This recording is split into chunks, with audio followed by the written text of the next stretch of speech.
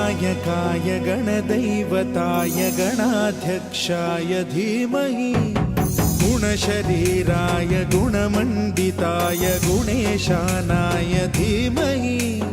गुणातीताय गुणाधीशाय गुणप्रविष्टाय धीमहि एकदन्ताय वक्रतुण्डाय गौरीतनयाय धीमहि गजेशानाय भालचन्द्राय श्रीगणेशाय धीमहि